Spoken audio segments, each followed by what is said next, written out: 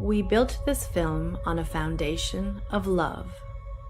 Its purpose? To shatter the mental barriers constructed from a lifetime of indoctrination.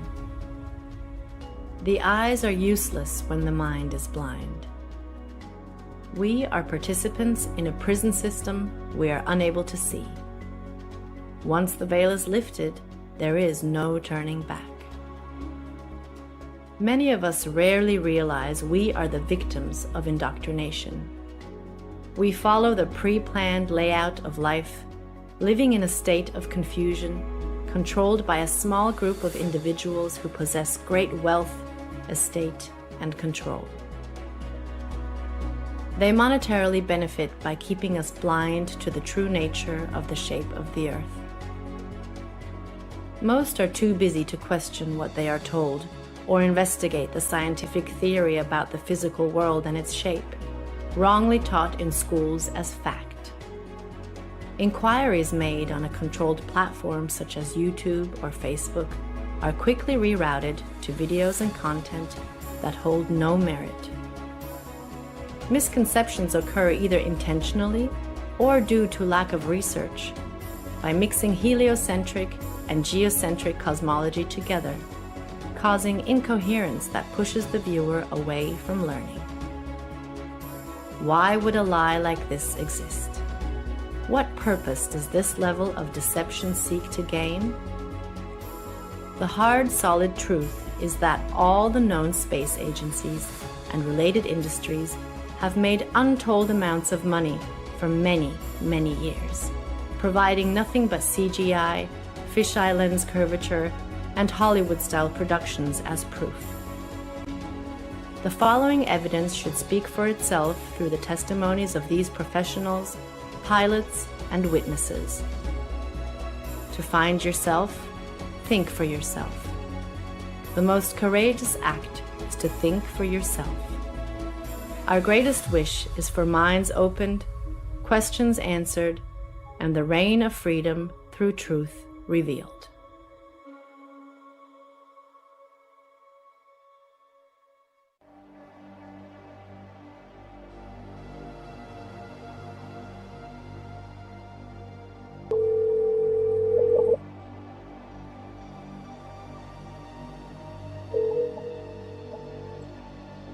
Good afternoon.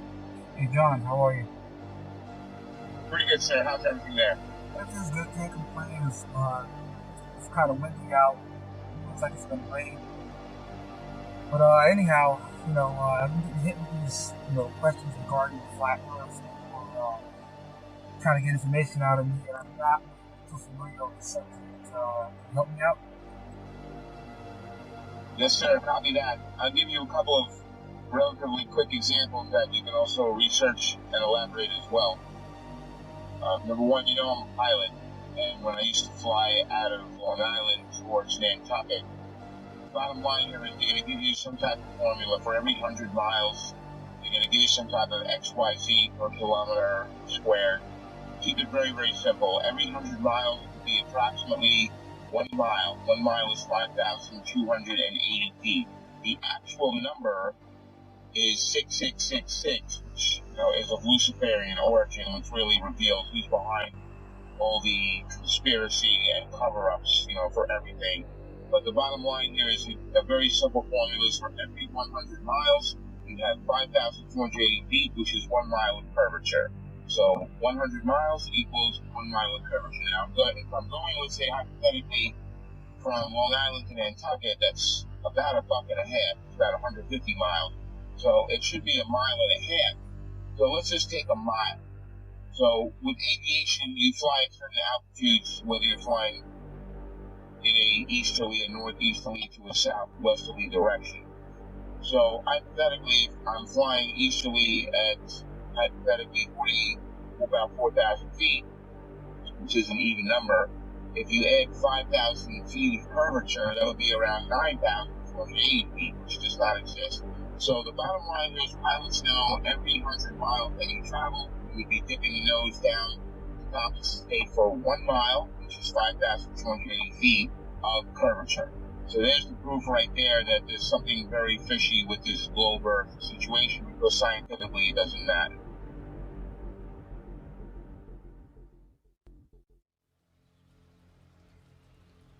My name is Joshua Silva. I am a licensed commercial pilot and flight instructor. I have had a lifelong love of aviation and aerospace, and when growing up I even fancied myself an amateur astronomer. I would drag my family and friends, anybody I could, to every air show I could possibly find in Northern California. I was the only kid you knew, or anybody knew, that knew the various components on aircraft, spacecraft by heart. I absolutely loved anything to do with flying or space. But my love of aviation and aerospace never stopped. I continued studying, had an entire library full of aviation books of various military and civilian aircraft, military history, every aviation campaign and theater in almost any war. I studied religiously, and it was just out of pure passion. Later in life, many years later, I decided to become a pilot. As strange as it may sound, it hadn't occurred to me to become a pilot up to that point.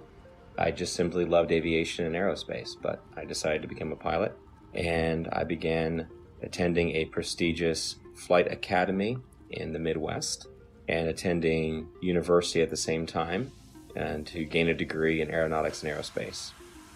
Shortly thereafter, I began flying twin turboprop aircraft out of Northern California for several nonprofit organizations, and years after that I found myself flight instructing for various small flight schools, both in California and in Arizona, and then on to large academies that trained for the airlines and even some military flights.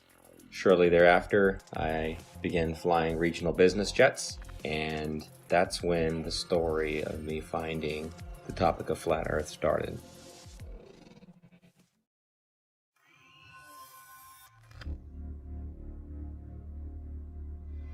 Hola, mi nombre es Héctor Requena. Soy terraplanista desde el 2016. Este tema lo descubrí accidentalmente, me agradó mucho y desde ahí lo empecé a investigar. Desde ahí me di cuenta de lo que está pasando en el mundo. Yo fui aviador, me gusta más la palabra aviador que piloto. Yo volé con mi papá desde niño, él era piloto de la Fuerza Aérea Mexicana. Un tema muy curioso que me pasó a mí fue el empezar a conocer cómo funciona el giroscopio. El giroscopio está diseñado para volar sobre un plano, sobre un terreno plano y una tierra que no se mueve. Todos estos temas me llevaron a seguir investigando. Estamos tratando de invitar a la gente a que no se cierre de mente a estos temas, ya que si no nos damos cuenta de lo que está pasando ahorita es por lo mismo, porque la gente está cerrada, se cierra a pensar fuera de la caja.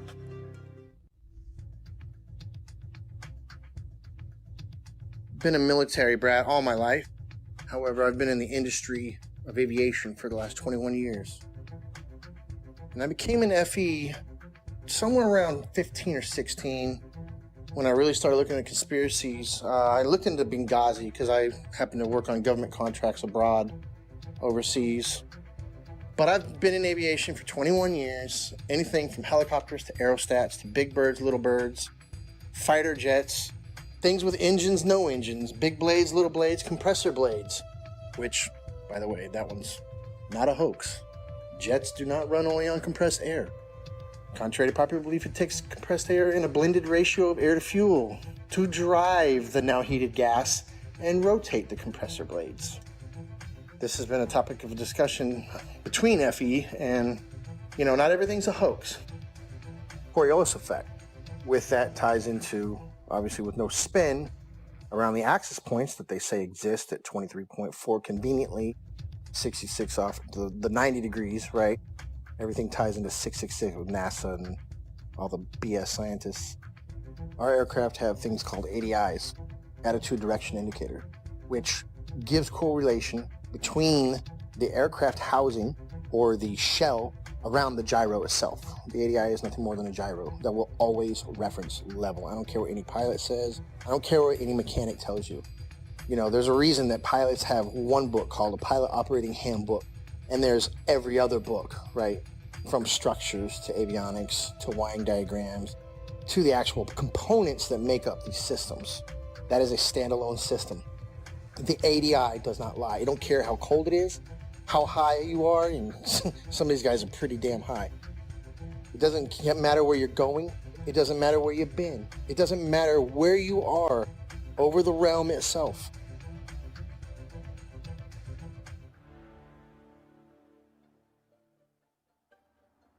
I woke up to the truth of the flat earth, shape of the earth, as an engineer and a pilot. So I've studied engineering, physics, 3 different ways: basic physics, electric physics, and construction physics. And also as a pilot, as a rotary wing pilot, that is helicopter pilot, I studied aeronautical physics as well. So I can cover and discuss just about any factor of flat earth. Not that I'm any smarter than anybody else, but I've studied quite a bit of factors that analyze shape and motion of just about any object. That's physics, also aeronautical physics, and principles of flight. I can tell you this: airplanes fly straight and level. That's even an aviation term, straight and level. Airplanes will fly for hours at the same altitude, never dipping their nose down to follow the curve of the earth.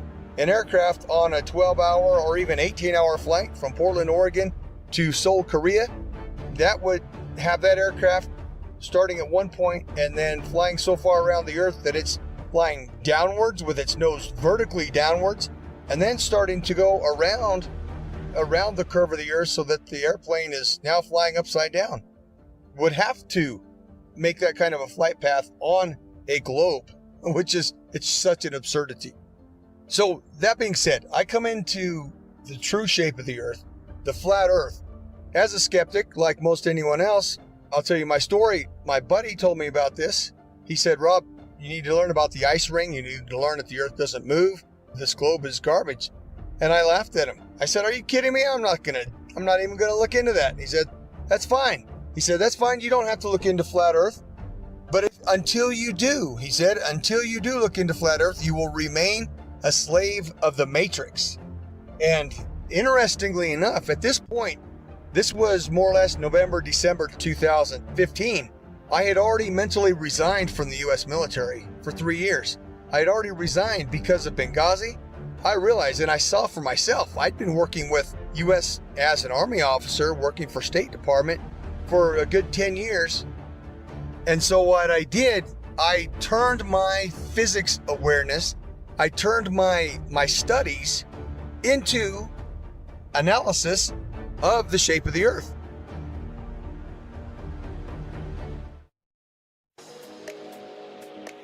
I have a bachelor's degree in English and International Business and a master's degree in Emergency Management. Emergency Management is an area of study that deals with lessening the effects of a natural or man-made disaster.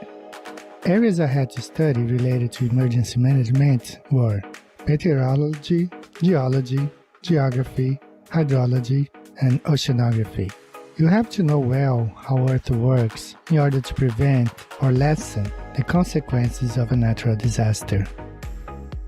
In 2019, I wrote the book called 16 Emergency Landings Proving Flat Earth. Not many people know that when I was younger, I worked for an international airline.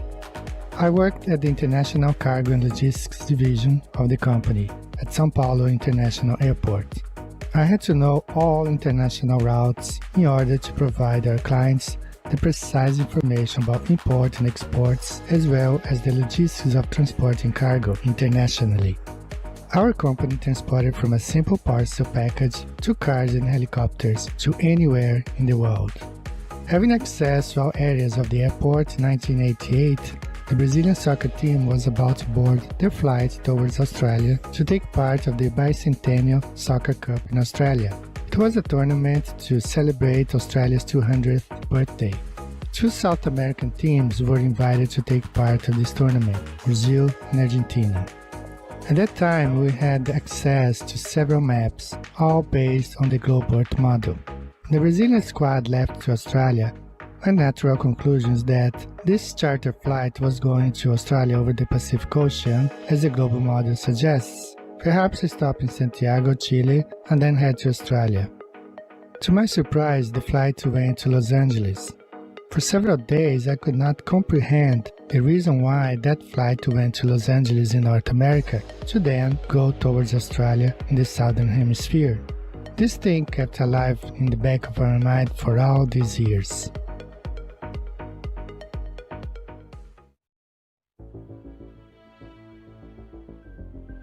I'm a merchant marine. I've been sailing 15 years. I graduated from the Paul Hall Maritime Center out of Piney Point, Maryland. I primarily sail on container ships, tankers, drill ships, military cargo vessels, you name it, I can sail on it. I sail in the capacity of bosun. My whole title is AB Unlimited. That primarily sail deep sea and coastal, meaning up and down the coast, west coast, east coast, and deep sea is out deep sea across to other continents. What led me to the flat earth was actually my sister. We've always been into the conspiracies and the 9/11 and Sandy Hook and all that stuff. And one day she said, hey, you want to see a conspiracy, you should look into the flat earth. And I looked at her and laughed because I had seen the videos come up in the feed and they showed that disc thing in the space, and I laughed at it and whatever. And she showed it to me and I laughed at her. And I went and pulled out my phone and I looked up a video. You can look it up. It's called Dragon Link FPV to Space. And what you'll see is basically an RC airplane that's been taken up about 80,000 feet, and they release it, and then the airplane comes down with power. And it has the Dragon Link system, which is capable of making control and video. Anyways, but they had a GoPro, so you see this curved globe. And you know, that said it for me. When I saw that, I was like, oh wow, look at that. So I brought that down to her, put it right in her face and said, look at that. And looking back, I remember her smile on it was like, you know, okay, she wasn't gonna argue with me. And she said, okay.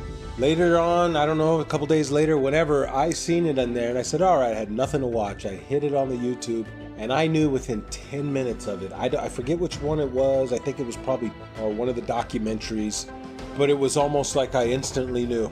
And then what happened was a lot of the proofs that I had were before I was a flat earther, such as seeing contacts at 30 miles out with the naked eye on the horizon, which is impossible on the globe model. So much so, it was me, the third officer, and the lookout. We were standing our watch, and I believe we were in the Mediterranean Sea. Lookout, looking watch. I say, okay, we got a contact out there. We look, and we try and get it on the radar. We get it at 30 miles out. When the chief mate came up, we had told him, hey mate, we got a contact earlier 30 miles out. He said, bull crap, I don't believe you. And we all looked at each other and shook our heads and said, yeah, they got it. He stormed off the bridge, ran down, came back up. He had the Bowdage, which is a thick green book that's everything you ever need to know about being on the ocean, sailing, navigation, everything. And he comes up and he says, the math doesn't lie. And he slams down this piece of paper and he says, our bridge height is at 100 feet versus how far? 30 miles. It should have been behind like 600 foot of curve. I remember 600 something foot. And he had all the mathematical, of course I didn't know, okay, that's good. All right, he must know what he's talking about. But we're looking like, well, I don't know. We got it on the radar, then the radar must not know what it's doing.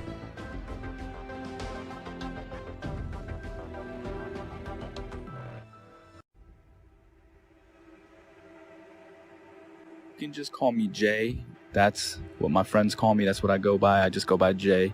My work experience, I joined the Navy when I was 17 years old. I had a secret security clearance. There's different levels of security clearance. There's like a lower level, then there's a secret, which is what I had, which is like a mid-level, and then there's a top secret. I did not have a top secret clearance, so there's a lot that I don't know. But I did have a secret clearance. So it's basically the mid-level security clearance for the government that I had. And I did that job for 8 years. I worked in operational intelligence specifically. The radar navigation, there's a limited scope of what we're able to see. Now, granted, this is 15 or 20 years ago. what I mean by that is, with it being 15 or 20 years ago, the technology nowadays on the new warships, I would imagine, are just off the charts advanced compared to what we had, 20 years ago in the early 2000s when I was doing deployments for the Navy. We're looking at the scope of the radar. Now, this is just going off of the actual screen that we can see. Now, there's 3 different screens. There's the basic radar screen where we have this limited scope where it only goes out like 25 miles, right? Then there's this other bigger screen, and I forgot the name of it, but it goes onto this huge projection in the Combat Information Center. Basically is where all of the information is housed. And on this huge screen, we can actually zoom out and see a significant portion of our area of responsibility. I can't say the exact number. Again, a lot of this is classified. Basically, when we zoom out onto this large projectile screen, it goes in and out, right? So the reason why we're able to zoom in and then pull back out is just for accuracy. So if we're looking at something that could just be like a buoy in the water, right? Just one of the little tiny buoys that the ships can use as kind of placements to track where they're going, that can be mistaken for an actual small watercraft. So we have to be able to differentiate between that and some of the ships that we're looking for, because some of the deployments we're on, we're out there looking for drug ships, we're looking for other types of ships, submarines, basically just to keep a track of everything. That's basically what the Navy and Coast Guard do. They want to make sure that they know what's going on in the seas, and that's kind of the way the United States Navy operates. They're basically dictating what happens in international waters.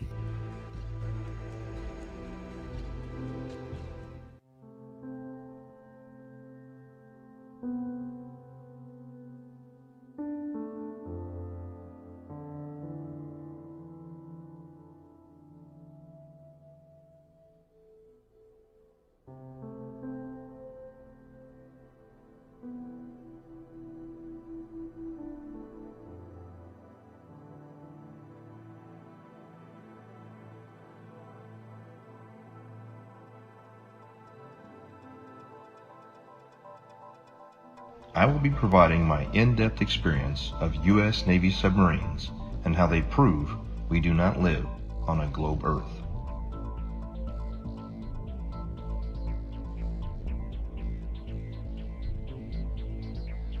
However, due to the nature of my job and the security clearance that I hold, I wish to remain anonymous.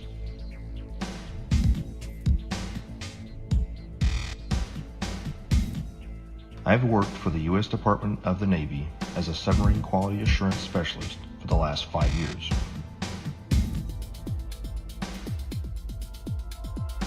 My job is to ensure that each submarine is built properly, safely, and to the engineer's plan.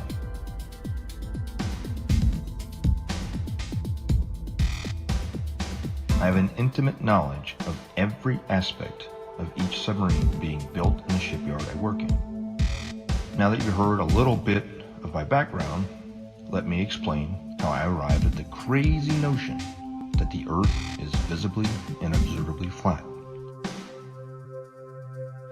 I have always questioned the reality around me since I was little. I never followed anything mainstream, and I was never interested in what the news had to say. As I got older, I started looking into more and more things out of my own curiosity. 9/11, school shootings. I eventually started researching the moon landing because it just never sat well with me. And it didn't take long for me to completely unravel that for the hoax that it is.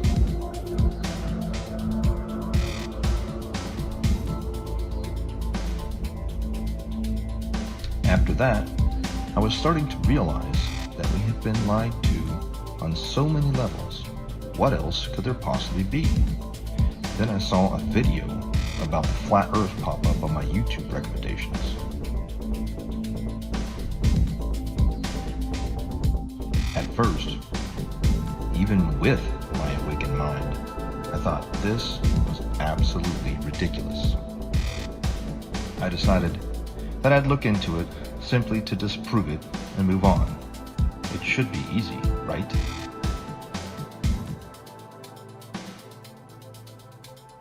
That was over 6 years ago, and I still can't disprove the flat Earth. In fact, the more I research it, the more it reveals. This leads me into my submarine experience. looking back on everything I had accomplished while on active duty with eyes to see, has only served to solidify my stance that we live on a flat and motionless plane.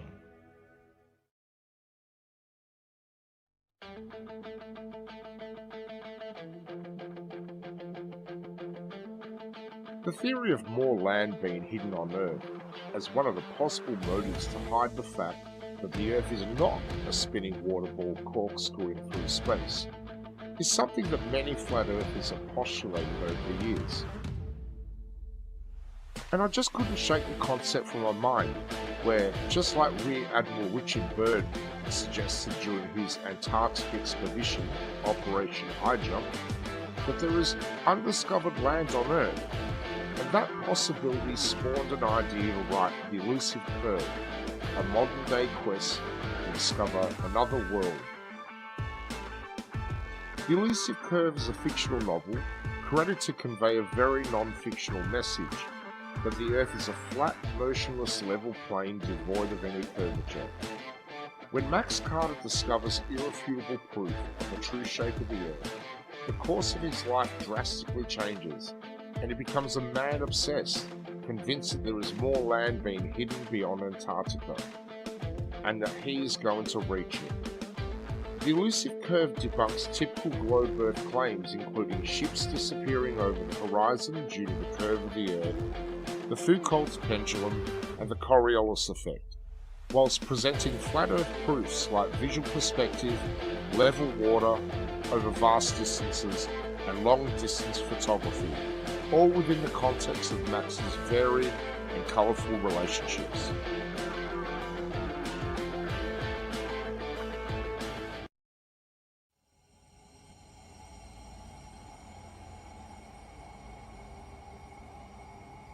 Also, there's a semi-classified naval communications device when ships are communicating ship to ship on the ocean, U.S. Navy, semi-classified laser communication NAVCOM device, which also does data as well. So if they're communicating with ships 70 miles, 100 miles or more, like I said, every 100 miles is a mile of curvature. So it wouldn't work because lasers operate line of sight. They operate in a straight line. There's no curvature to the laser. So the bottom line here is the naval NAVCOM classified, semi-classified system that they use to communicate ship to ship, that operates on a laser, and if there was curvature, anything over, like I said, 100 miles is 5,280 feet of curvature, and the ship's diameter is nowhere near that, which you know. So there's another example, the naval NAVCOM communication device. Also, there's a woman, female KLH pilot, KLH Dutch Commercial Airlines. She got fired from her job a while back for questioning this issue. Now, they didn't throw around the company, but they gave her like a desk job, so this way they kind of keep her around and quiet so they can control. But she's a very sane and rational woman. If they ask her, what happened, and she starts talking, it's going to raise serious questions. So we got the KLH pilot, we got the laser NAVCOM, U.S. Navy. We've got my personal experience flying from Long Island to Bangkok. There should be at least 5,280 feet of curvature added to the 4,000 altitude average while heading easterly. So there's something very wrong there. The numbers don't work. Could the Earth actually be flat? I began to see opinions and arguments that seemed logical, but I heard several arguments, which I now know were most likely disinformation, easily disprovable in the aviation world, but there were some that stuck with me. And so, myself being the way I am, I ran quickly, metaphorically, to my old textbook. And I opened my old textbooks, found them, unpacked them, cracked them all open, and even downloaded brand new copies in PDF form offline of all these books to make sure that nothing had been changed. I thought for certain that I knew exactly what compensation pilots are trained while flying to compensate for the spin or the rotation of the Earth, for instance. As far as falling around a globe, I assumed in my mind would be an aircraft's angle of attack. But upon more study, I found that not to be true. The angle of attack being the angle between the aircraft's flight path and the relative wind. which is something that pilots are very familiar with, and it's the idea that an aircraft has to be slightly pitched up, essentially to stay airborne, or a surface of that aircraft has to be pitched slightly to create a difference in air pressure to hold the aircraft aloft. And that is assumed, or was assumed at that time by myself and other pilots, to be the compensation one would make for falling around a globe while flying, period. But upon further research, I found that this was not the case, and it was not even mentioned anywhere. This compensation was not mentioned anywhere I could find in any resource that I had gone to flight school with. And they were extensive. There were many, many books, especially as one progressed towards the commercial flying side, especially elective courses, especially if you're going to university as I was, studying aerospace, that you would assume, and I had assumed, that this was calculated for. Again, as far as ADIs, in every aircraft, it references the level horizon or references sea level always. There's no way that you can convince somebody of sound mind that if you take off from New York and immediately flip upside down, now your housing or your ADI is referencing upside down to you because you're upside down. It's right side up. It cannot deviate off level. It doesn't matter how much fuel you got in your tanks. It doesn't matter if you're a helicopter or an aerostat or a fighter jet. That gauge will always reference level. It has to, because otherwise it would be a poor reference. And if you could manipulate it, why would you even have it in the airplane or your aircraft?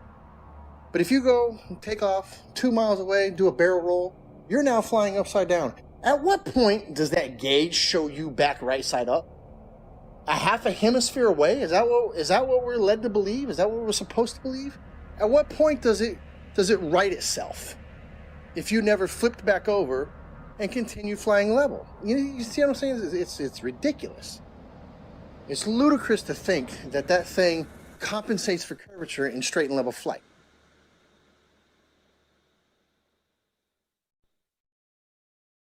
The big one that is oftentimes quoted is compensation for Coriolis effect while flying. And this is something I'd even taught my students about, and it's always assumed to be correct. We just assume. We're given the narrative from a young age, and everything is built upon that assumption, upon that theory. And so I thought I had the silver bullet. Coriolis effect. We always calculate for that. Well, as I began to look through the books and to look into the calculations given for Coriolis effect, the narrative began to fall apart even further. I began to see things I didn't notice when I was in school, such as Coriolis effect is actually never calculated for, but is assumed to be a part of wind correction angle. Wind correction angle is one of the many calculations pilots of all kinds make while flying to correct against winds in whatever volume or section of air they're flying through, which it could be from any direction, and you're flying through it, so you have to compensate a certain angle into that wind to hold a straight line. Interesting side note, I worked on aerostats for several years, and I always ask people who try to bring up gravity, well, how come my 4,000 pound, 74,000 cubic foot aerostat isn't getting pushed towards the ground? It weighs more than you do, which you believe gravity is pushing you down, right? Because these are some dense ass people. But how come the aerostat's not getting driven into the ground? It weighs more.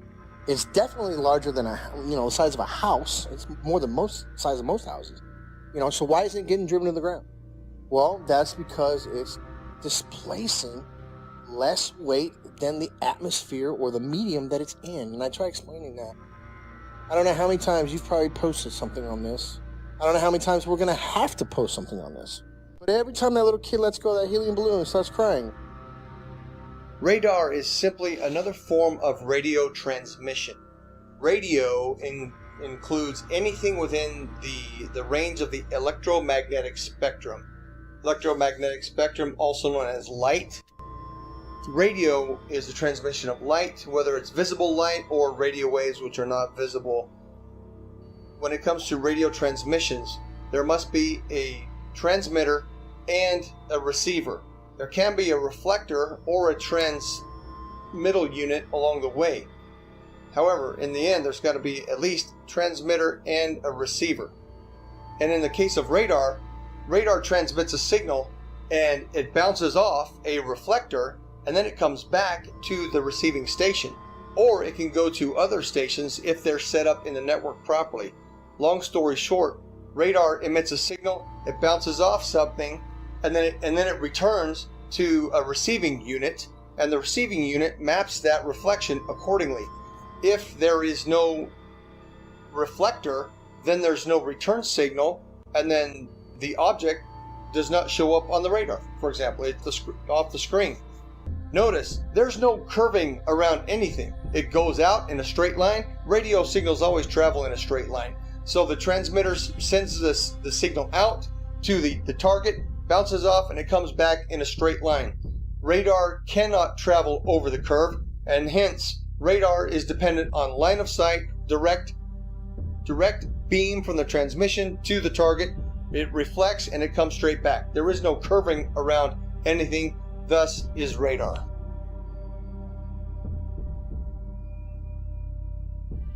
Also radar. Radar works in straight lines. The radar is incapable of curving around a curve, picking up and bouncing back the reflection of what it's picking up. So if you can imagine a ship on the other side of the curve, we'll say 30 miles, 40 miles out, it sends out the radar beam. The radar beam is supposedly curving around this ball, bouncing back, and then bouncing the reflection, curving back around to be picked up by the radar. That's not happening. It's flying out straight, and when it picks up something, it hits it back. It's not going around any curve. That's plain and simple. That can be looked up on your YouTube and see how radar waves work. They don't go around the curve. Every diagram shown will show you straight lines. They don't show you curved lines. As we zoom out to look at the larger scope of things, once we verify that, we're able to zoom out over a large distance. Now, over this screen, at the time, I was like 18 or 19 years old, all right, when I was doing this job.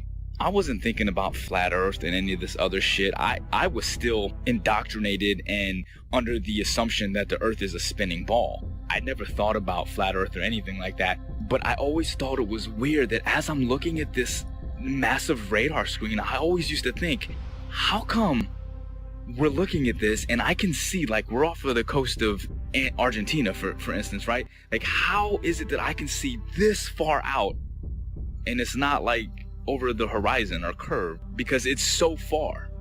Like I said, we use a lot of these other link signals, and they're called links. They go by different names. I can't say the code names. Some of them I forgot. Some of them are, again, this is classified information. I can't give any specifics on these. But some of the links that we use, not only do we speak to the actual ships and track them, but we speak to aircraft, 10,000, 20,000, 30 and higher, 30,000 feet and higher is what I'm saying. It's not just a matter that they're 30,000 feet directly. It's not like they're directly above the ship. This is what's interesting, is this aircraft could be 50, 60 miles away and 30,000 feet in the air. So you understand, like, the angle that you have to take to be able to track this aircraft from a ship that's moving on the water. Think about that for a second.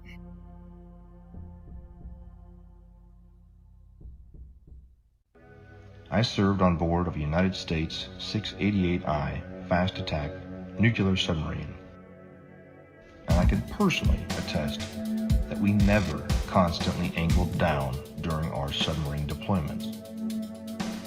One of our longest transits went from the Gulf of Oman around the southern tip of Africa and back to Connecticut. We were underwater for almost 3 months straight. My job on board as a radioman meant that I spent a lot of time both in the radio room and in the control room. The control room is where they navigate and drive the submarine.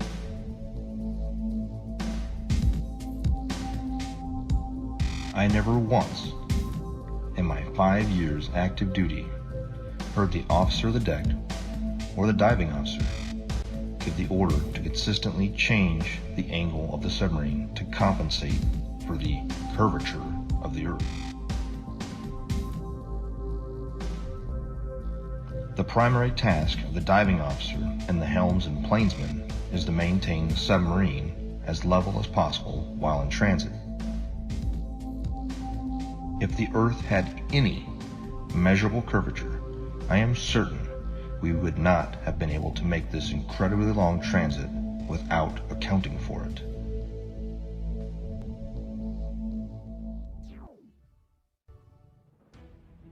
And then the big one is given after that. Well, GPS auto corrects for it. And that sent me down yet another path. GPS auto corrects for it. If it's a satellite-based system, how is it correcting for spin if it's also spinning over the same body? And why are there large gaps in GPS coverage over large oceanic bodies?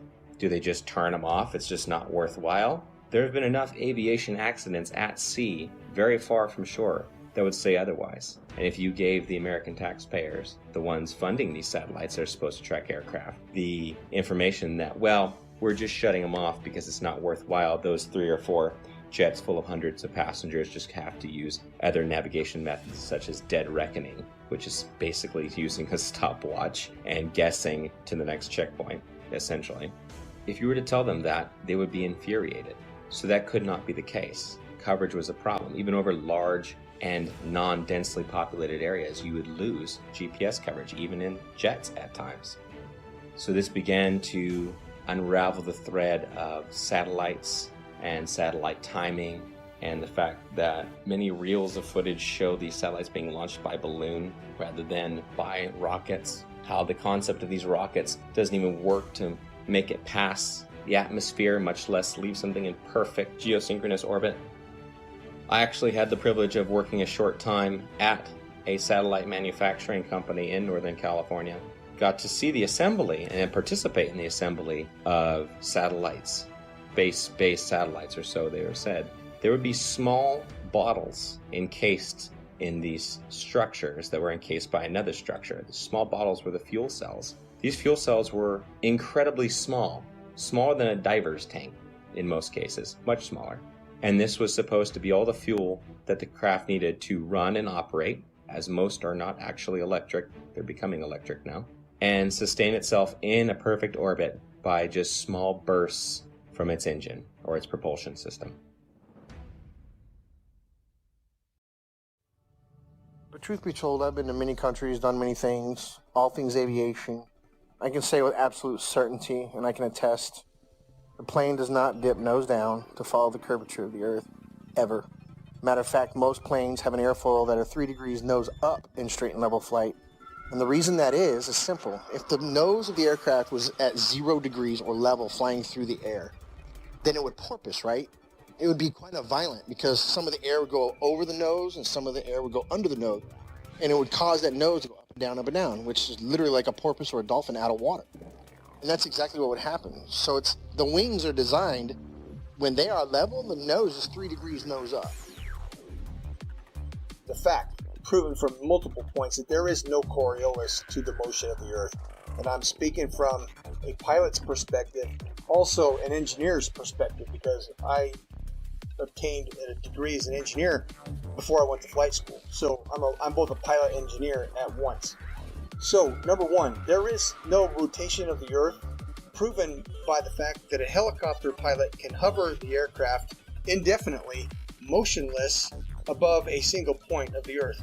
If the Earth were spinning, as soon as that aircraft left the ground, the Earth would spin out from under it.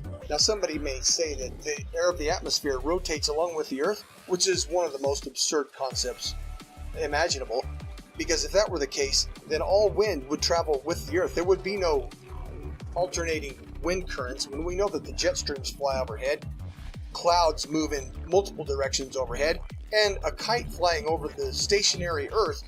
The fact that a kite flies because of wind passing through, that proves that the Earth does not. That proves that the air does not move in unison with the Earth.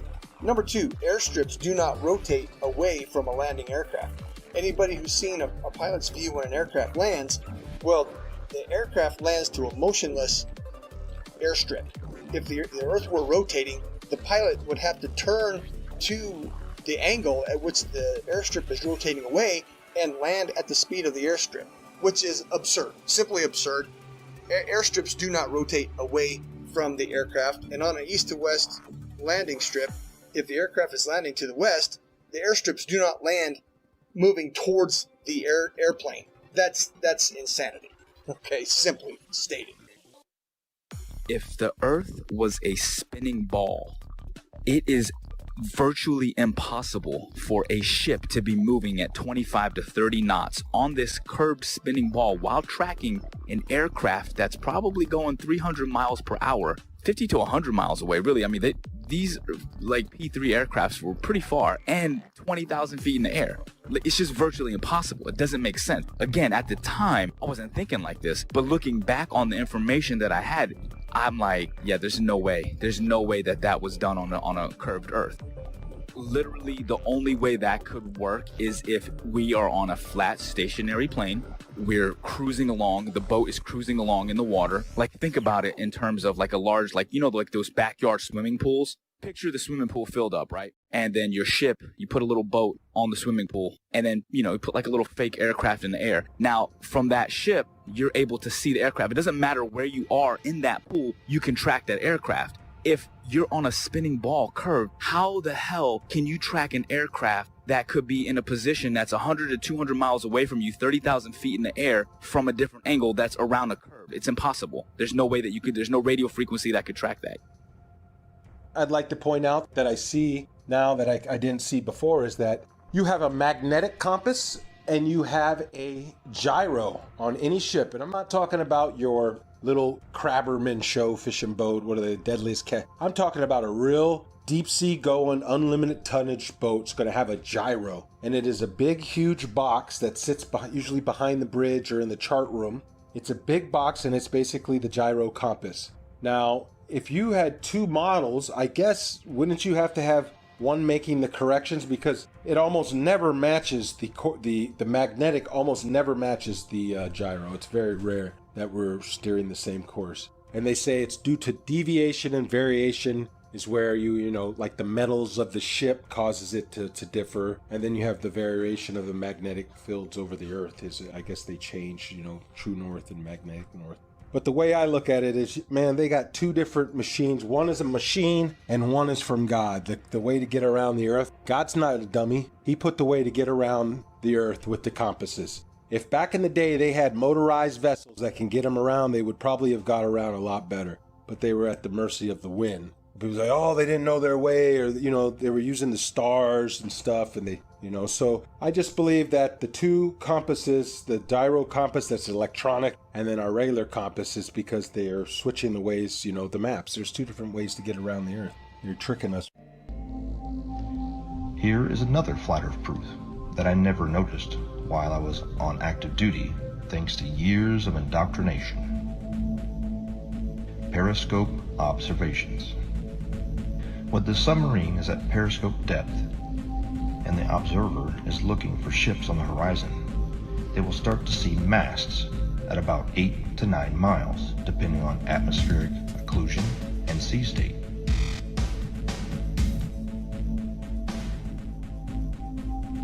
The hull of the ships won't be visible until about 5 miles, depending on atmospheric occlusion and sea state.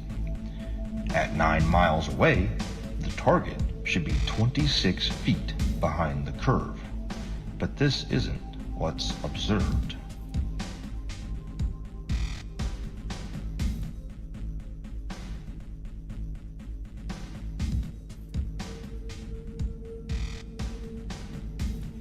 My final flat Earth point on submarines is with regard to the AN/WSN TAC-7 ring laser gyro that is used on board of U.S. Navy submarines.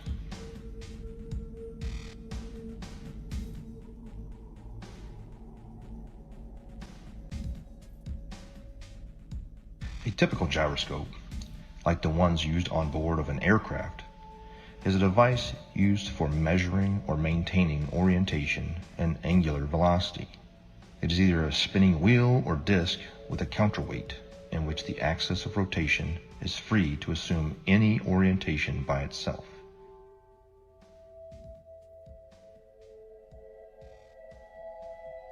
When rotating, the orientation of this axis is unaffected by tilting or rotation of the mounting, according to the conservation of angular momentum. However, a ring laser gyro doesn't have any established weight. They use light as a point of reference. It spins up a disk that shoots out lasers, and it has a digital encoder that deciphers where the laser strikes inside of the gimbal system. No make-believe gravity required. Let's just say we're like 30 miles away. These missiles can shoot much further than that. I can't give you the exact number, but say we're 30 miles away, okay? 30 miles is far. So from our ship, we can track on our little, we have like a missile projectile. It's like a radar, but it's a little bit different. It's specifically designed to track the missiles. You actually input the coordinates, latitude and longitude of where you want the missile to strike. Really, really high precision accuracy. Really accurate. We hit that launch and the missile, and it will hit that target 30 miles away, even longer than that. Now, here's the thing. Again, that's not possible on a curved Earth. These missiles are huge. 50 caliber projectiles that are carrying massive amounts of explosives in them, okay? Each one of these missiles are probably worth hundreds of thousands of dollars. So whenever you're lining up these missiles to shoot at targets that are 30 plus miles away, if the Earth is spinning, again, now think about this. We're not sitting like on land holding a gun, all right? So picture this. We're on a ship, like actually in the middle of the water, okay? And the missile is shooting off of the bow of the ship. So if the world is a spinning ball and we're on this curved Earth with water and we're spinning 600 miles per hour through infinite space, I'm pretty sure that it would be physically like it wouldn't even make any kind of sense on a physics type level to be able to shoot a missile from a spot in the water on a spinning ball to pinpoint accurately hit another spot. And at night, we were going on one ship, on a military ship, and this is with night vision goggles, 50 miles, and these guys were on the bow. They were not even on the bridge where you'd be 100 foot up. They were on the bow, which is barely probably 40 feet off the water's edge. So these guys, and they have the latest state-of-the-art. This was in 2015. 2015, they had state-of-the-art, what do they call them, night vision goggles. So these things are capable of seeing that far if we live on a plane. You can't deny it. It was so obvious, but not to everyone else. I guess the programming's harder than other people, so they don't want to hear it. But over the years, I have learned the model. I know the model like the back of my hand. I can show proofs. I have ammo now. So when I go out there and I tell somebody, hey, that's impossible, and I'm talking to a third mate or a second mate who's an officer who went to college, meaning they paid for their education. Because when you pay for your education and you're making a handsome salary on it, you can't be wrong. How could I be wrong? I'm making a salary, they're paying me, I paid for this career, everything's working great in my life. You are obviously wrong. All the math works. So with that, it's hard. But when you stump them and you start showing them stuff, it's hard for them to say. And then they start saying stuff like, oh, well, what does it matter anyways? I don't care. And there is the 8 inches per mile squared. But you guys can't look at it three-dimensionally. It is two-dimensional. It is the amount of deviation that's required for you to come back inward. If you are walking east from north, meaning you are going around north equidistantly, and you walked in a straight line east 1 mile, you're going to have to deviate 8 inches back to the left to get back on the equator, right? Look at it on the flat Earth map, and clearly it makes sense. If you walked 1 mile in a straight line east, you have to deviate 8 inches after each mile to stay on the equator. The 8 inches per mile squared is a real measurement, if in fact we consider the equator to be a real place, a real location. Ever. Always.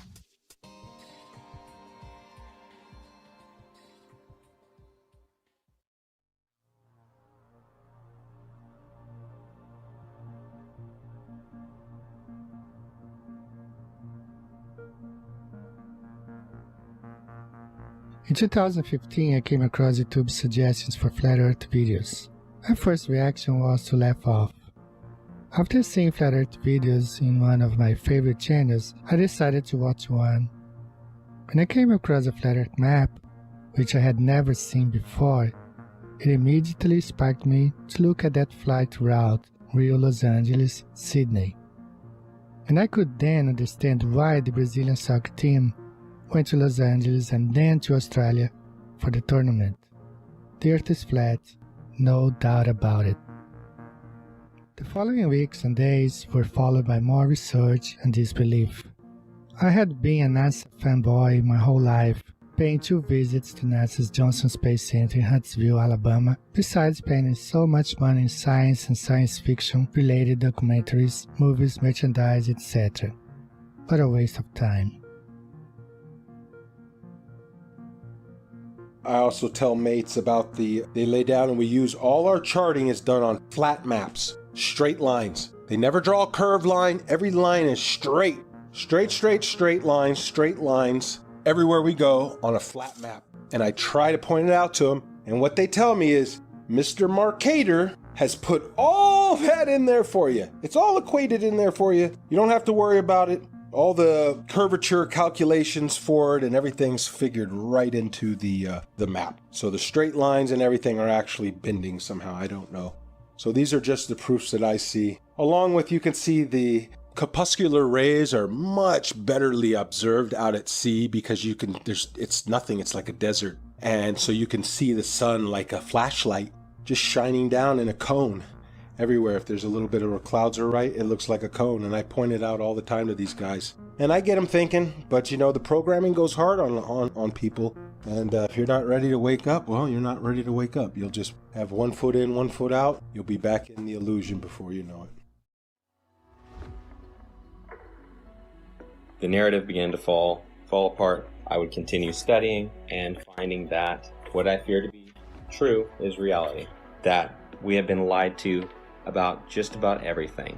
Upon researching military history and then military training and speaking with military gunners in both the Army and the Marine Corps that I know personally, I would ask them about Coriolis effect. And it was always assumed that, yeah, we compensate for the Earth being, you know, a curve, that it would drop. We calculate for the Earth curvature. But even upon asking and having them look into their materials further and my own personal study, again, it found to be an assumed truth with no actual basis in reality. That they would calculate bullet fall based upon angular velocity, drop, friction, amongst other things. And curvature was supposed to be just corrected along with it, just like flying, wind correction angle corrected for Coriolis effect. I've done many of them personally. I've flown more than 1,070 hours in both helicopters and airplanes, and I will tell you factually that aircraft meet their checkpoints, they take off, they meet their checkpoints, and they land exactly as planned on a flat stationary map. No pilot, I say again, no pilot has ever accommodated for the rotation of the Earth when planning flights and takeoff to checkpoints along the way, and then landing. Pilots can plan so well that they can take off and land hundreds of miles away down to within 30 seconds of their planning because the Earth simply does not rotate.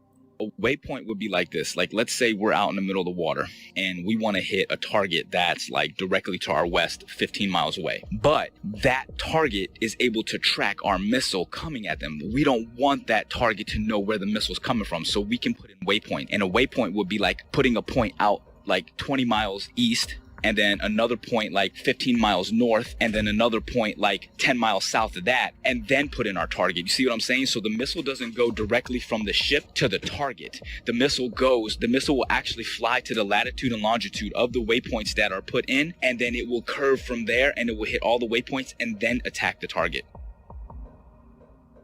How is that possible on a spinning Earth? If the Earth is moving at 600 something miles per hour or whatever they say it is, there's no way that missile could stay. There's no way that missile would be able to keep track. Do you understand what I'm saying? At least that's how I'm looking at it. It may be a little bit harder to visualize if you actually weren't seeing it the way that I would see it, or there, or understanding and putting in the coordinates or seeing how this actually worked out. But I'm telling you, like, from my perspective, that is one of the things that makes it virtually impossible to accept the globe as this, well, It's a fake lie. It's a theory. It's garbage is what it is. So y'all think the Earth is a ball. Y'all think it's spinning through outer space. And I said, believe in little green aliens.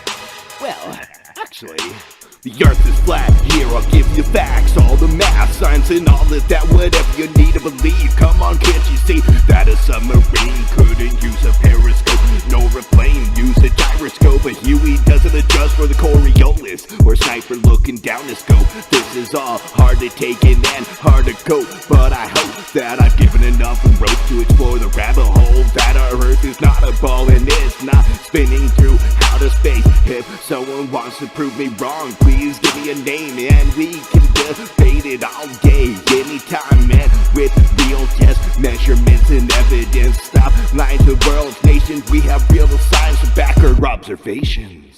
Don't believe in the indoctrination of the people, cause they don't want you to believe that the Earth is level. Don't believe in the indoctrination of the people, cause they don't want you to believe that the Earth is level. Dig deeper, be a rebel, then dig deeper than a shovel. Keep your mind level, it's lighten the curve and lighten the herd. Give the truth what it deserves, tell about what we actually observe. Like a boat going out of sight, if you get your zoom and focus right, it'll come back into light. Just use a laser beam and you will see that water never bends but always finds a flat resting position. 71% water can't make up a ball or a pair, so let me make this clear and get it into your ear. You're in great fear of stepping out of the box. They're keeping food stamps in our socks. They are the slyest of the fox, in a controlled illusion of evolution. That's nothing made everything, and no proof of creation in this pseudoscience indoctrination. No meaningful salvation, but let's believe in gravity with no proof of how it picks and chooses what can rise and what can fall on this crazy thing we call a spinning ball. Don't believe the indoctrination of the people. They don't want you to believe the Earth is level. Don't believe the indoctrination of the people. They don't want you to believe the Earth is level. Let me give you something else to measure. Don't worry, it's my pleasure. If you want to vacuum or pressure, you must have a container, and that's a no-brainer. But since we believe the universe is on a roller coaster ride, even when Polaris is in the same place every night and has been for thousands of years, has the heavens work like gears, telling us time and the years like a big machine. The heliocentric model is just a drink backed by money and based on influence theories, never providing hard evidence except for CGI and camera trickery of my natural senses in our school systems. But flat Earth brings meaning to your existence like a period at the end of a sentence. Don't believe in the indoctrination of people. They don't want you to believe that the Earth is level.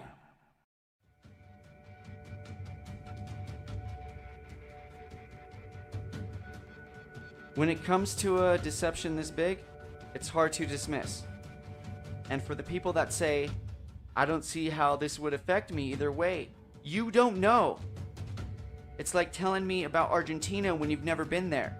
Or it's like telling me about owning a Corvette when you've never driven one. You haven't experienced it. And if you have been through the Flat Earth Awakening, you know how it would affect you. This quite possibly may be the biggest awakening of mankind. Think about it. If you believe in this mass fallacy, you've been robbed of some senses and you don't even realize it. You don't trust your sense of touch or feel. You don't trust your sense of sight. You've been told the Earth wobbles, spins, and orbits, but you don't feel a thing.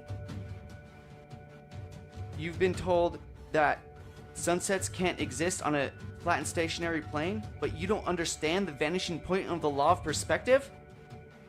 After it's possible to understand and decode a mass deception, it becomes a lot easier to understand other lies. It opens your eyes and raises your discernment. So when it comes to lies like JFK, the moon landing, chemtrails, fluoridation, 9/11, etc., this is one of the most important factors of life I've ever been awakened up to.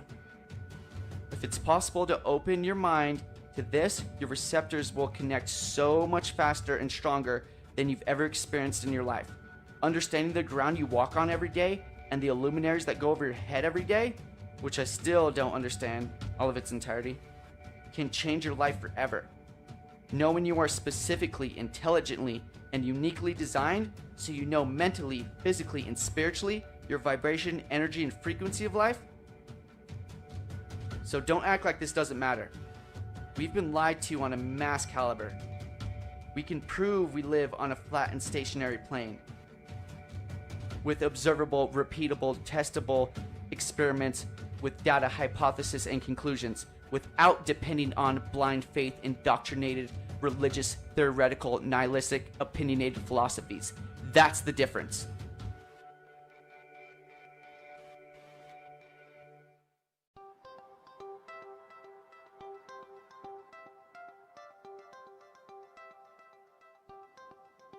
Is it possible that almost everything that we were taught from the time of our innocent adolescent time as children to the completion of our chosen path of studies in college was not only incorrect, but was part of an educational doctrine of spiritual disconnectedness from what truth is and what our reality in the world that we occupy today? What if I told you that this is but a small capsule in a puzzle that was well planned and engineered by a world control system to propagate a catalog of theoretical studies and sciences that in some cases have never been proven to this very day, nor will it ever be proven, ascertained as fact. Humanity appears to have been hoodwinked into a dumb state of who we are, where did we come from, and are we unique in God's creation concerning a geocentric world, or are we in a heliocentric world based on theoretical studies by a Jesuit astronomer named Nicholas Copernicus? He suggested this in 1543. His works were not released until after he died, because he himself didn't believe in the spin ball theory either, that is taught still today at the highest levels of education. On my book, which is the Pharisee Plan Agenda that has gone on for 474 years, seems to be threatened to become full disclosure of the biggest lie in the history of mankind that is kept by the world's oldest secret society called the Freemasons. The very uniqueness of humankind was spelled out correctly by our Creator that the earth was the center of the universe, and that he created the sun and the moon as well as the stars and the constellations that revolve around the earth, with Polaris being the north magnetic pole fixed star. How could space possibly exist when you and I have never been in our entire lives seen a real photo of what our own world looks like?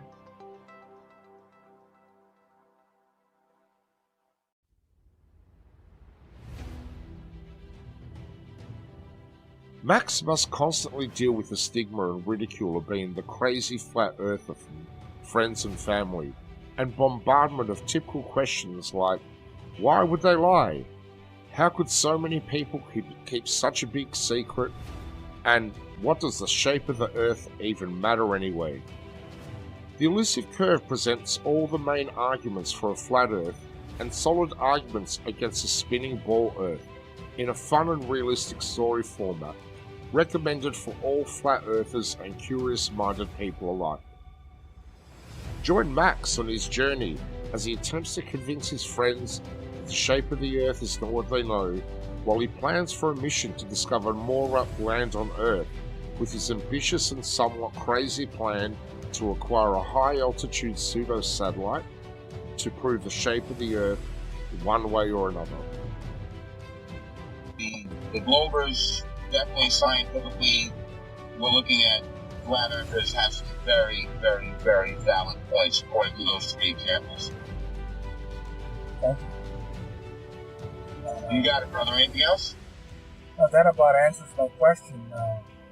Quite a lot to take in. I've taken some notes. Thank you. Thank you again. You're welcome, sir. Any questions? I'll be here for a while. Contact me anytime. All right. God bless. All the best. God bless.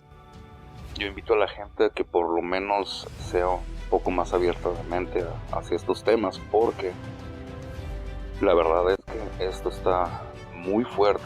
Se vienen tiempos muy difíciles ahorita y debemos de estar conscientes de que el sistema nos está manipulando de una manera muy, muy grande. Entonces, pues, vamos a ver qué pasa.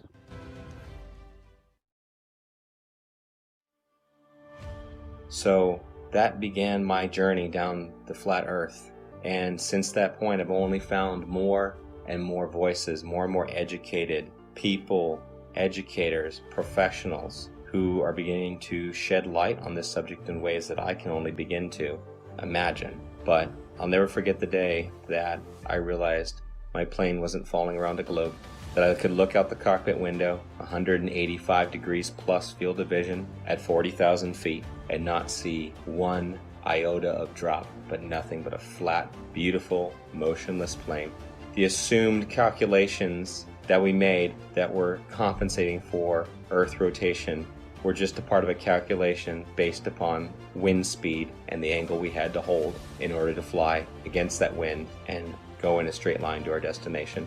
It's one of the most freeing truths I've ever experienced, because in some small way, the idea that these other conspiracy theories and things we've been lied to about are true. But this biggest one is the biggest truth of all. We've been lied to about everything. It means we can start over. We can start again. At this time, at this point in our history, we are uniquely positioned to make that change. And if I can make one statement to the people out there, it's simply this. That's it. That it's level. You cannot fall off the edge of an in-ground pool. It is level. Where you put your feet in the water in France, it's the same height that you're going to put your feet in New Jersey and Brazil. Do some research. This is not the only thing out there that needs to be researched, unlearned and relearned. The Department of Education, founded by Rockefeller in 1908, did a good job of proving that the mode of ignorance that he calls his education board, you are the proof it's working. The mode of ignorance widens every day. It gets bigger and bigger every day because people keep believing what they spit out. Unlearn. Thinking outside the box. The box is the cap that you got at graduation. So understand that for the first 18 years of your life, you didn't learn the truth about anything. You were simply told, and you got a reward for repeating it. Now it's time to think for yourself. It's time to do research and do your own testing. Be your own white coat. Knowing the Earth is flat has placed me in sync with our Creator, His creation, our hidden past, and with the future we hope to build. A future where we should not have an organization called United Nations governing the world. When there is no globe, there should be no globalization. This is my message to all of you. Peace.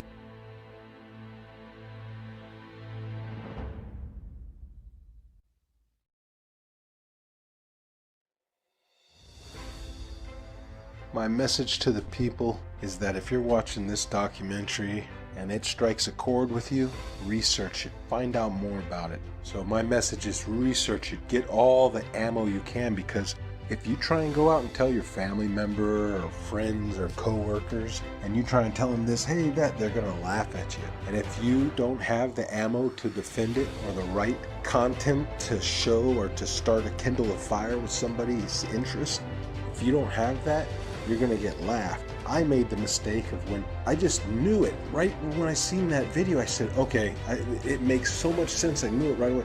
I went and tried to tell everybody before I knew. I just blurted out little proofs. Airplanes don't dip their nose, the water lies for, and they'd hit me with some of that science stuff, that pseudoscience, and I couldn't defend it, and I would look like a fool. And then when I had the knowledge, it's harder to defend it because they've already don't take me serious. But now I've gained such a knowledge on it and such what you would call ammo that I could defend it in a way that you're going to get one of these reactions. well, what does it matter if it's round or flat? My life doesn't change, doesn't matter, either way. That's how you know that you're striking a chord. Their ego doesn't have anywhere else to go. So from there you can work on them. But like I said, learn the model, learn to defend the flat earth model before you tell your coworkers, loved ones, or anybody, that matter that you don't know, because people you think that you know well are going to look at you like you're crazy. And unfortunately, that's due to the programming, and everybody believes one thing, so how dare you believe another? You got to fall in line.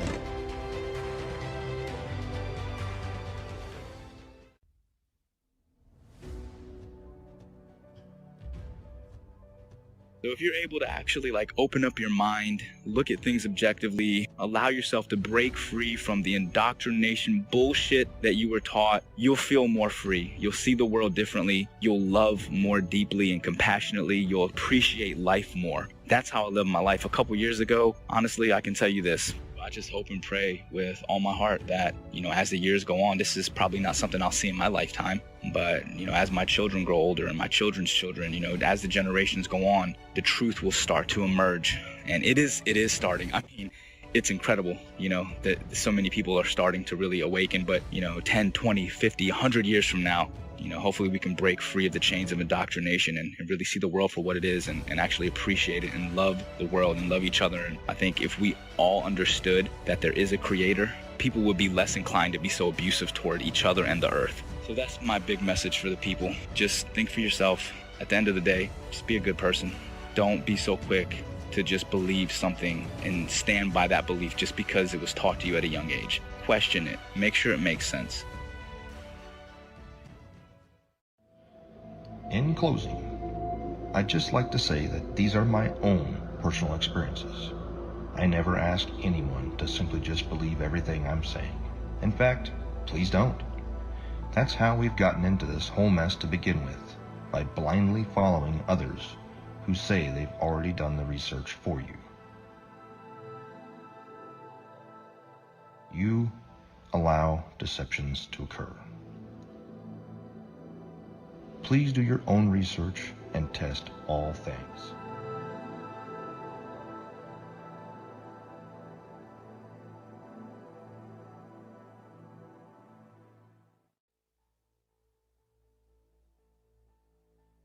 All space agencies are part of the cover-up because they are also Freemasons. It is my consensus that space is fake. And NASA was set up this deception and even admit that images of Earth are composites and computer-generated images. Since 1958, NASA has literally force-fed us to and continue their trickery, sorcery, wizardry, and being only God of oneself, yet cannot get high enough altitude to provide humanity with one single photo of what the very shape of our world is. I believe strongly in the very senses that God gave all of us. And instinctively, our senses are 99% correct. And my book will help those awakening sheep remove the dark shades from this massive deception. And for those who are unwilling or unable to think past their noses, then those sheep will remain asleep. My book is part of the Great Awakening from pseudoscience that has put man living in a Newtonian world of Einstein physics, ruled by Frankenstein logic. Game is over. Consciousness shift of stupidity because of poisonous indoctrination to separate your soul and reality from truth and knowledge. But hold tight, folks. A real awakening is happening all over the world.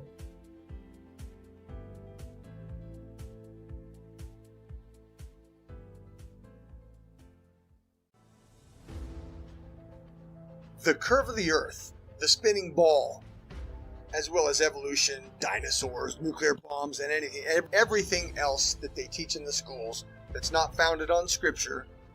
Number one, it's mathematical, geometric, geospatial, geophysical, and in all other respects The spinning ball Earth is a scientific absurdity, provable by observation and measurement and repeatable science experiments. The spinning ball Earth does not exist. There is no curve to the Earth. There is no Coriolis. There is no such thing as a spinning ball Earth. And at the end, the Bible, which was a textbook, and I say again, a scientific textbook written long before any of the universities we have today, the Bible says the Earth is flat and stationary. So therefore, we can dispense with all of our science school learning that doesn't agree with the Holy Scripture. The Holy Scripture tells us that the Earth is flat and stationary. All of our measurements, and indeed our personal senses, tell us that the Earth is not moving. There is no curve to the Earth. Jesus Christ is the Son of God. The Holy Scripture tells us the nature of the Earth. The Earth is flat and stationary. Pride, ego, and reputation are three characteristics I see in every spinning ball believer. Let your pride down, knowing you've been heavily deceived your entire life. Let your ego be washed away, knowing it's possible you've been manipulated on such a scale as this. And stop caring what people think about you. I'm not saying be as external and abrasive as some of us. Just realize that yes, we are human, and we can be programmed to think certain ways, but also know we can be unplugged and become critical thinkers, observers, and researchers without being told what and how to think. From an education system that runs kindergarten curriculum all the way up to Harvard, that was bought over by the Rockefellers a long time ago. This is our time, not theirs. It's time to stand up and start acting instead of relaxing and being told how and what to think. From mainstream outlets that are owned by the Bilderberg Foundation, the Triangular Commissions, and the Council of Foreign Relations. Think for yourself and stop falling victim of popular public opinion that are owned by these anti-God secret societies. In my in particular gifted opinion, the most precious gift God gave us is free will, but it's up to us to choose what's right and what's wrong, what's light and what's dark, what's positive and what's negative, what's yin and yang, what's in motion and stationary, what's flat and what's round, what's good and what's bad. We can't tell you what to do. I can lead you to knowledge, but I can't make you think. It's your choice to take the blue pill and go back to sleep, or to take the red pill and stay awake the rest of your life, knowing you are chosen. Because many are called, but few are chosen. And I promise you, once you go flat, you do not go back. They couldn't stop this movement if they tried, because truth prevails. Rest in peace, the globe. Every truth have a specific time and moment to manifest itself. Technology being the catalyst for this truth to re-emerge and reveal itself again. And proof that it's not a myth, fantasy, or a misunderstanding of our ancestors and all ancient cosmologies.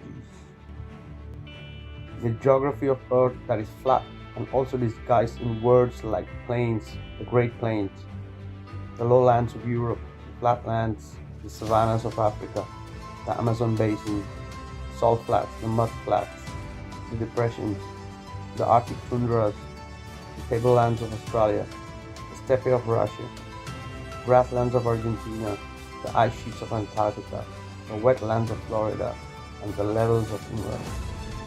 Over these vast plains flows rivers and canals like Nile, Amazon, Mississippi, and countless more, for thousands of miles flowing level in every direction. The oceans and seas that occupy 70% of Earth is flat and level water, but science have no way to prove that it curves or sticks to a spinning ball by a magic force called gravity. The majority of the seabeds of the seas and oceans are abyssal plains. As we say, as above, so below. The longest line of sight of observing Hudson Bay at 1800 miles and my own Himalayan ranges observation on 2 occasions of plus 2000 miles it's just impossible on a globe Earth. No physicist can debunk the testimony presented here by the first category witnesses, nor the real geography, nor the longest line of sight, nor the countless researches, investigations, and evidences that prove we live on a flat and stationary plane. The one who needs to prove that it's legit or not is the globe.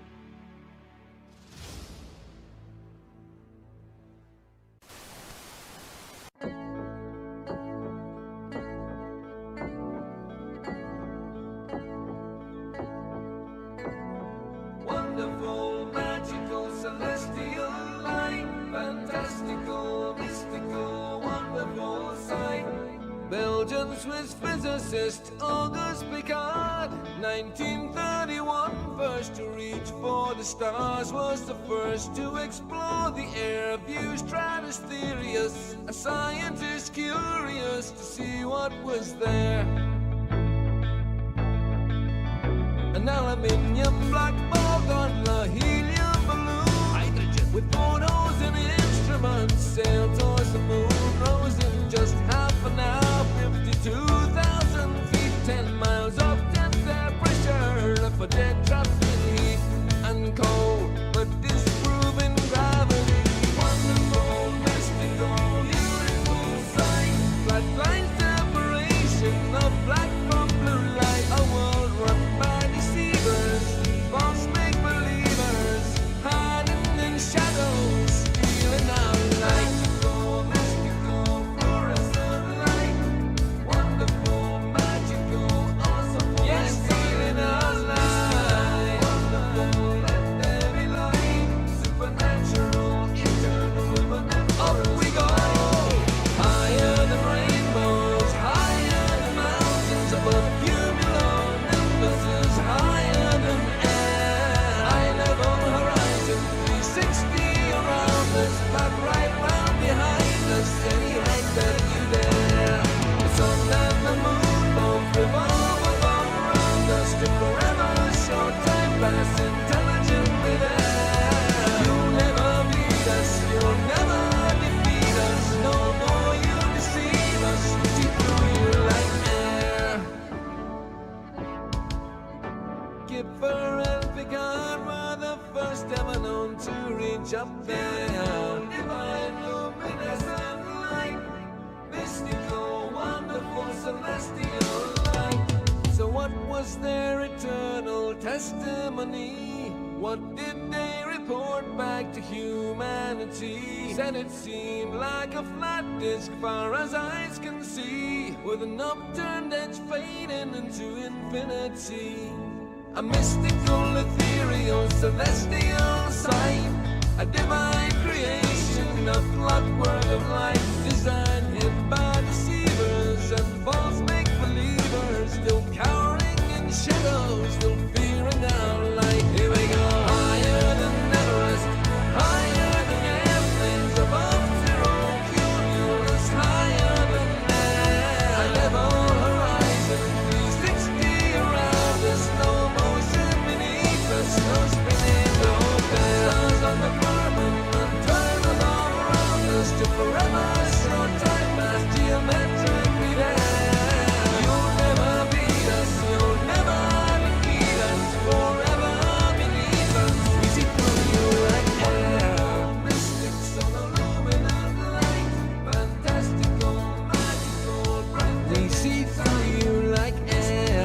Magical angels of light, beautiful, wonderful, celestial light. The first to see truth when they reach for the stars, explorers and physicists, Kipper and Piccard.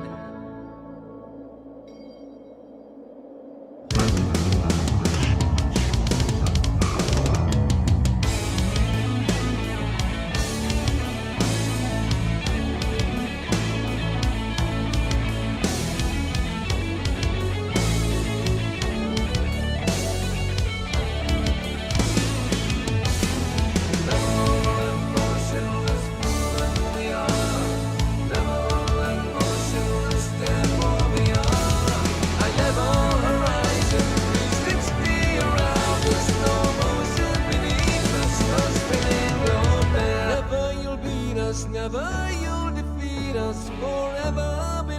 with us, we see through you like air.